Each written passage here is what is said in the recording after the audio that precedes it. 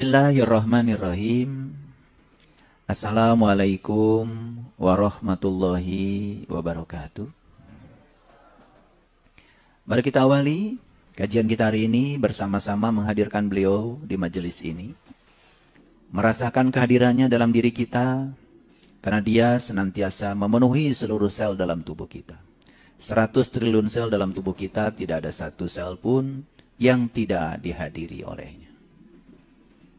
Mari kita mohon ridhonya, mohon berkahnya, seraya membaca basmalah. Bismillahirrahmanirrahim. Cobalah hari ini ditekadkan dalam diri kita. Ditekadkan. Yang pertama, saya ingin mengubah diri saya menjadi orang yang murah hati. Dan mulai hari ini saya akan melatih diri saya untuk belajar memberi. Mulai hari ini saya bertekad ingin menjadikan diri saya sebagai orang yang murah hati. Dan saya akan melatih diri saya untuk belajar memberi. Nanti perhatikan ya, keajaibannya seperti apa. Nanti kita akan paham ternyata memberi itu bukan buat siapa-siapa. Ternyata memberi itu bukan sekedar menghargai diri sendiri, tetapi apa yang kita berikan dengan tulus, itu semua akan kembali kepada diri kita sendiri. Sampai suatu saat kita akan paham bahwa tidak ada pemberian buat orang lain di luar diri kita. Karena semua pemberian ternyata untuk diri kita sendiri. Rasakan kebahagiaan ketika kita bisa memberi dengan tulus. Melihat orang lain yang merasakan kebahagiaan atas pemberian kita, kita akan mengalami kebahagiaan yang meluap-luap. Sehingga pikiran dan perasaan kita akan menjadi medan magnet yang sangat kuat untuk menarik keberlimpahan dari kehidupan. Syaratnya ketika kita memberi, tidak boleh lagi ada keinginan untuk mendapatkan balasan apapun. Memberi ya, memberi saja. Karena kecintaan yang meluap-luap dalam diri kita. Lihat ya, hubungan kita menjadi membaik dengan orang-orang yang terdekat dengan kita.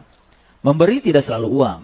Memberi perhatian, memberi cinta kasih, memberi kepedulian. Banyak dimensi dari suatu pemberian. Coba perhatikan ya, orang yang melatih dirinya untuk selalu bermurah hati, dengan cara memberi, hidupnya menjadi sangat menakjubkan. Ya, itu latihan kecil ya, catat.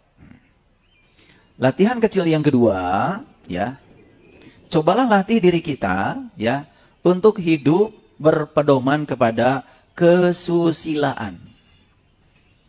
Jangan lagi melakukan tindakan-tindakan yang merugikan diri sendiri dan orang lain. Setidak-tidaknya 5 saja dalam hidup ini. Mulai sekarang, saya tidak akan membunuh makhluk hidup siapapun itu. Mulai sekarang, saya tidak akan mengganggu makhluk hidup siapapun itu. Mulai sekarang, saya tidak akan menyakiti makhluk hidup siapapun itu. Coba. Kalaupun terpaksa harus membunuh ikan, membunuh ayam. Karena apa? Karena kita membutuhkan ya gizi untuknya. Coba belajar untuk berterima kasih pada mereka. Belajar menghargai pengorbanan mereka yang harus terbunuh demi kita. Saya perjalanan tempo hari ke Jepang. Ya, orang Jepang itu mau mengiris ikan tuna, ikan salmon. Itu sujudnya di depan ikan salmon itu berkali-kali. Minta maafnya berulang kali itu. Ya. Saya jadi timbul pertanyaan, kenapa ya makan ikan salmon di sana kan tidak pakai bumbu sama dengan di sini, apalagi sashimi. Kok lebih enak? Karena mereka itu sudah tahu bahwa menghormati makhluk hidup, mencintai makhluk hidup, ternyata cinta yang diberikan itu kepada makhluk hidup akan menimbulkan struktur molekul dagingnya, struktur molekul airnya. Itu sudah diteliti ya oleh Profesor Masaru Emoto. Ternyata menimbulkan sesuatu yang indah dari sisi mikroskopik secara molekuler. Orang tuh sampai ke situ. Jadi sekali lagi hindari kalau bisa untuk tidak terlalu banyak membunuh. Apalagi membunuh sesama manusia. atas nama apapun yang namanya membunuh, jelas itu akan menimbulkan karma buruk bagi kita. Yang kedua, coba tekadkan pada diri kita untuk menghindari mencuri, mengambil yang bukan hak kita. Orang-orang pandai yang punya jabatan tinggi bahkan harus lebih hati-hati. Karena mereka mencurinya tidak kelihatan, tapi besar. Mau besar, mau kecil, itu karmanya sama. Merugikan orang lain. Kalau kita mengambil yang punya orang, maka semua harta yang diambil dan yang disebut milik kita akan mencari cara untuk lari dari diri kita dengan cara mereka masing-masing. Tiba-tiba keluarga pada sakit, ditipu orang, macam-macam. Jadi kalau harta kita itu kok deras sekali ya, padahal berlarian, apapun penyebab mereka lari, itu ada yang salah. Harta kita itu tidak betah bersama kita, ada yang salah. Karena cara mengambilnya salah. Itu adalah kesusilaan yang kedua. Yang ketiga, hindari berkata bohong. Bohong ya? Jangan kebiasaan itu bohong. Hindari supaya tidak berbohong dalam segala aspek kehidupan. Yang keempat, ya, jangan membuat harga diri kita menjadi murah. Apalagi dengan melakukan suatu tindakan yang menghinakan diri kita sendiri. Apa saja itu? Yang kelima, hindari melakukan aktivitas yang membuat kita kehilangan kesadaran. Apapun itu. Hobi biasanya. Ada yang hobi mancing, saking hobinya mancing, sampai nggak sadar dengan waktu. Ada juga yang hobi makan. Hobi makan nih ya. Ya, ingat ya, makanan itu selalu berpotensi menurunkan tingkat kesadaran kita. Makanya makan itu pakai rumus. Rumusnya 3J. Jelas jadwalnya, jelas jenisnya, jelas jumlahnya. Makan sesuai dengan kebutuhan tubuh saja. Kan suka ada yang mengingatkan itu dari sini. Engap. Ini terus saja. Karena ini bilang enak. Jadi enak dan engap kemudian saling berantem. Yang sini bilang kenyang, yang sini bilang senang. Betul nggak? Iya, padahal enak itu cuma 10 cm aja ketika lewat sini. Kalau sudah lewat sini itu jadi beban baru. Akibatnya apa? Tubuh tidak sanggup lagi untuk memproses makanan yang masuk ke tubuh kita.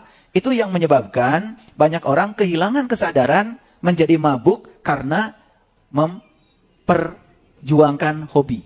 Ada yang hobi membicarakan orang, itu mabuk itu. Ya. Ada yang hobi memfitnah orang. Ada yang hobinya mengomentari orang. Itu. Ada yang hobinya merendahkan orang. Kurangi. Jadi yang pertama apa? Kembangkan kemurah hatian. Dengan cara lebih banyak melatih diri untuk memberi. Kalau mau pergi kemana-mana, ya, mau 500 perak, mau 1000 perak, mau 5.000, mau 50.000, sesuai dengan kemampuan masing-masing. Niatkan saya pergi, mau memberi. Keajaiban akan mulai datang, dan itu luar biasa. Yang kedua, jaga kesusilaan. Yang ketiga, coba belajar hidup penuh kesadaran. Namanya hidup secara meditatif. Kalau berjalan, nggak usah buru-buru. Yang jalan jatuh, jalan tersungkur, keseleo, itu sebetulnya hanya peringatan dari semesta bahwa kamu jalannya tidak hadir. 1 langkah di depan aja, kamu tidak waspada, apalagi 1000 langkah. Jadi nggak ada alasan ya, kalau orang jatuh, kenapa? Jatuh, keseleo. Itu sebetulnya secara spiritual, itu gambaran kehidupanmu. Bahwa hidupmu akan banyak jatuh. 1 langkah di depan aja kamu nggak waspada. Coba kalau jalannya secara meditatif. Berterima kasih masih punya kaki. Berterima kasih kaki masih bisa melangkah. Berterima kasih di kaki masih ada darah. Berterima kasih kaki masih bisa berdaya. Berterima kasih pada kaki karena dia mengantarkan kita kemanapun kita mau. Apapun yang kita lakukan dengan kesadaran, buahnya apa? Buahnya kita selalu dalam keadaan mawas diri, waspada. Kalau cuci piring jangan marah-marah, ya. Mendengarkan suara air, itu meditasi. Bisa mencium bau sabun, itu meditasi. Ya, bisa merasakan ya halusnya piring, permukaan piring itu luar biasa. Makanya saya kalau habis makan, langsung saya ke wastafel, saya cuci sendiri. Itu mencuci piring itu, kalau kita hadir, bisa nangis itu. Coba mulai sekarang, lakukan semua hal yang keseharian kita itu dengan kesadaran penuh. Coba lakukan. Saya kalau nyapu itu, ya, nyapu itu saya imajinasikan saya sedang menyapu pikiran buruk saya sedang menyapu kata-kata yang tidak bagus dari mulut saya. Jadi saya menyapu itu meditasi. Setiap debu yang dikumpulkan itu, setiap kotoran yang dikumpulkan itu saya anggap saya sedang mengeluarkan kotoran-kotoran yang melekat dalam jiwa saya. Habis nyapu itu lega itu. Apa kelemahan kita selama ini? Kita melakukan aktivitas harian itu terasa sebagai beban, sebagai pekerjaan. Betul nggak? Iya. Ketika lantai kotor marah-marah. Ya, nggak usah marah-marah. Belajar. Pipis penuh kesadaran. Sambil berterima kasih coba. Terima kasih ginjal, pegang. Kamu sudah memisahkan mana yang kotor, mana yang buat darah. Kan keren tuh, ya? Sehingga ginjal itu diajak bicara oleh kita. Terima kasih kantong kemih, terima kasih semua organ tubuh yang membuat kita bisa pipis. Makanya dalam hidup itu kan 3 yang harus keluar. 1, ya, kotoran besar harus keluar itu. Kalau enggak, itu kan bahaya. Yang kedua, air kencing. Yang ketiga, keringat. Sudah keluar keringat gak pagi ini? Nah, saya sudah lari tuh tadi pagi 7 kilo. Setiap pagi itu. Saya selalu 30 menit setelah ya semua rangkaian meditasi pagi selesai, saya langsung pakai sepatu lari. 7 kilo itu setiap hari. Bagaimana kita bisa hidup sehat kalau tubuh kita nggak dirawat? Jadi kalau tubuh kita sudah sehat, banyak uang juga kan nggak apa-apa. Sudah sakit-sakitan, dompetnya kempes, betul nggak? Waduh, itu neraka namanya itu. Yang ketiga itu ya, hidup penuh kesadaran. Coba, bisa duduk seperti ini dalam keadaan sadar. Terima kasih, hari ini saya masih bisa melipat kaki. Alhamdulillah. Terima kasih gravitasi, hari ini saya masih bisa menyentuh lantai. Alhamdulillah. Terlalu banyak yang harus disyukuri. Yang keempat, coba latih diri kita untuk selalu menjunjung tinggi kerendahan hati dan rasa hormat. Latih diri kita untuk selalu menjunjung tinggi kerendahan hati dan rasa hormat. Orang yang rendah hati itu tidak perlu meyakinkan orang lain kalau dia lebih baik daripada orang. Gak perlu. Orang rendah hati itu tidak perlu berkompetisi dengan siapapun untuk menyatakan dirinya manusia unggul. Gak perlu. Orang yang rendah hati itu secara otomatis akan mendapatkan penghormatan. Pasti akan dimuliakan oleh siapapun. Miliki kerendahan hati sekaligus juga rasa hormat. Rasa hormat pada siapapun. Jangan pilih-pilih ketemu orang. Ya, saya itu kagum ya lihat orang Jepang. Siapapun yang ketemu selalu gitu ya. Bahkan semakin kita jalan-jalan ke area pedesaan itu, ternyata makin ke pedesaan itu makin lebih bawah lagi tuh rukunya itu. Saya cuma ngasih kelebihan saja supaya uang kembalian itu tidak usah diambil sama supir taksi.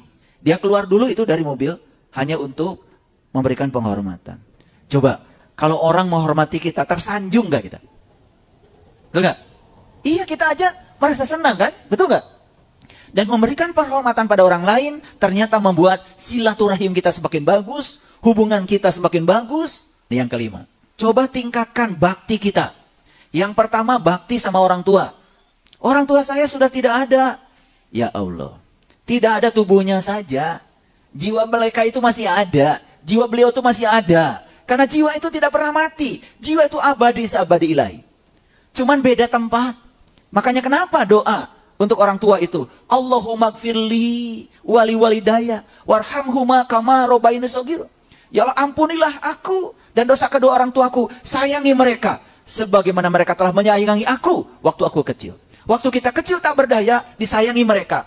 Dengan demikian kita tidak merasa sombong. Membesarkan anak, membesarkan cucu, cicit, tidak merasa sombong. Kalau kita baik kepada mereka, karena mereka sedang mengambil kebaikan yang pernah dititipkan kepada kita. Coba pikirannya diperluas seperti itu. Jadi keren. Saya membaca undang-undang yang dibuat oleh Xi Jinping di Cina. Yang kita sebut haluan politiknya adalah komunis. Bahkan mereka itu bakti sama orang tua itu diundangkan oleh negara. Bahkan kalau anak mentelantarkan orang tuanya, tidak tanggung jawab pada orang tuanya, bisa dihukum itu di Cina. Ada undang-undang tentang bakti anak pada orang tua. Kenapa? Padahal yang punya hadisnya kan kita. Ridho Allah fi ridho walidain. Ridho Allah tergantung ridho kedua orang tua. Ya Allah. Ketika masih hidup disakiti. Setelah hidup diziarahi kuburannya. Kalau yang masih punya orang tua dan masih hidup, baktilah kepada mereka. Yang kedua, bakti kepada guru. Guru itu bukan seseorang. Siapapun yang dalam hidup kita telah mengantarkan kita menemukan kesadaran baru, itu guru. Sekalipun orang itu pernah menyakiti kita, tapi lewat dia kita menemukan kesadaran baru, itu guru. Siapapun orang yang mengantarkan kita untuk menemukan kehidupan yang lebih bijaksana, lebih damai, lebih luas, punya rasa hormat, itu guru. Dan mereka-mereka itulah orang yang telah membantu kita secara ruhaniah untuk mengalami kelahiran yang kedua, sehingga kita memiliki kesadaran baru, itu guru. Anak-anak kita yang menjengkelkan kita, guru. Pasangan kita yang marah-marah sama kita, guru. Dan semua adalah utusan Allah. Itu yang disebut dengan Rasulullah. Kita sempitkan Rasulullah itu hanya pada seseorang selama ini. Padahal itu bahasa Arab. Rasulullah artinya utusan Allah. Yang mana yang di semesta ini yang datang dan terjadi bukan utusan? Yang mana? Semua utusan Allah. Semua kita butuhkan. Cuman karena selama ini kita menilai. Ini baik, ini buruk, ini benar, ini salah. Apa yang disebut baik oleh kita dicengkram habis-habisan. Apa yang disebut buruk oleh kita ditendang jauh-jauh. Padahal semua yang terjadi dalam kehidupan kita, disukai, tidak disukai, semua hakikatnya adalah utusan Allah. Untuk kebaikan kita. Itu kebutuhan jiwa kita. Kenapa saya dipasangkan dengan si A, bukan dengan si B, bukan dengan si C? Itu utusan Allah. Itu kebutuhanmu. Kenapa saya mengalami peristiwa ini? Makanya orang-orang bijak, ketika dia mengalami peristiwa apapun dalam hidupnya, tidak pernah mengatakan, Tuhan, kenapa ini terjadi padaku? Gak pernah mengatakan begitu. Tapi Tuhan, ajarkan pesan apa yang hendak engkau sampaikan lewat peristiwa ini untukku. Ajarkan aku bisa menangkap hikmah di balik ini semua. Itulah bedanya. Orang-orang yang tidak sadar selalu menggugat kepada Tuhan. Tapi orang yang sadar, dia mengatakan pada Tuhan, aku percaya semua yang terjadi dalam hidupku, ini adalah utusan engkau ya Allah. Orang, peristiwa, kejadian, semua adalah utusanmu untuk kebaikanku. Dan itu adalah kebutuhanku. Oleh karena Tuhan, ajarkan kepadaku agar aku bisa menangkap semua makna di balik semua ini. Ajarkan kepadaku agar aku tidak menolak semua yang terjadi dalam kehidupanku. Ajarkan kepadaku agar aku seutuhnya bisa menerima semua ini.